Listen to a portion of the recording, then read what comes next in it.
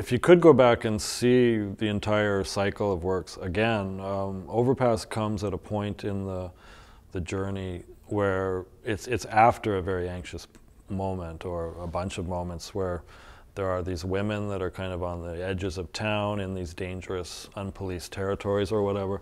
There's the woman in the hotel, there's the one down by the docks, there's the woman smoking at the table, and there is a kind of heightened soundtrack there that increases the feeling of anxiety. Overpass was deliberately put after that section as a kind of break from that. It is a more lighter feeling. It's kind of a summery mood, I guess I was going for.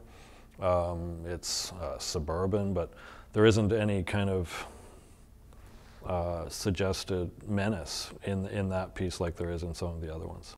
You could imagine that in the area beyond the frame or beyond the model could be one of those unpatrolled or wild areas, and often the suburb is the last part of the city, and after that you're into the wilderness or some kind of construction site or whatever. So if you look closely at Overpass, there's a kind of derelict section in the foreground where there's empty wine bottles and beer bottles. So it could be that this is the edge of a neighborhood that leads into a possibly more, seedy place or something.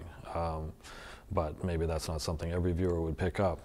But it's true that there's no direct threat to the characters in Overpass. In the beginning of this, we talked about influences and cinema and whatever, architecture, natural history. Maybe a more powerful influence are these kind of internal states. And for me, it's been a lifelong battle with various forms of mental illness, Tourette's syndrome, severe depression and anxiety. And I think there was a long period in the early part of my practice where I felt that I was fighting. I was really fighting those things in order to be creative. And something shifted during the making of Scenes from the House Dream, which was the production period on that was about 5 or 6 years. And somewhere in the middle of that, I thought I was making a piece about a recurring dream about a house, which a lot of people tend to have. When I started to see these works come together, and especially when I saw them in sequence, I realized that there was something deeper I was talking about, and it wasn't really about the house. It was about this, the modern condition, the state that so many people find themselves in, of either anxiety or depression or some form of mild or severe mental illness that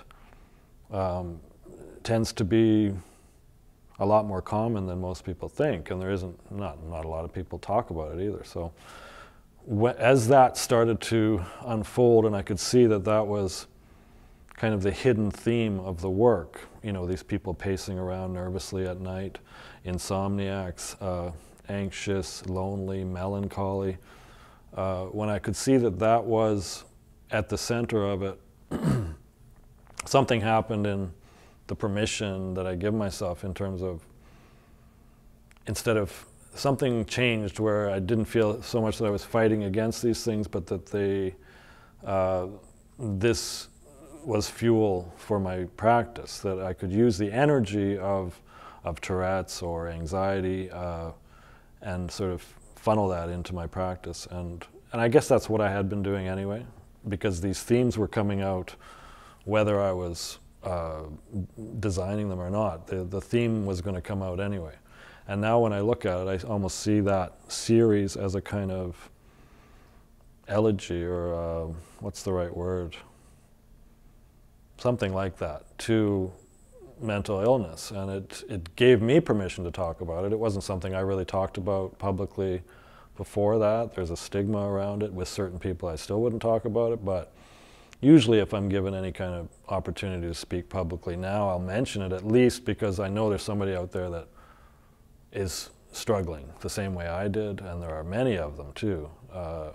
When I speak to students, you just see the hands go up at some point when they're feeling comfortable enough to admit that they struggle too.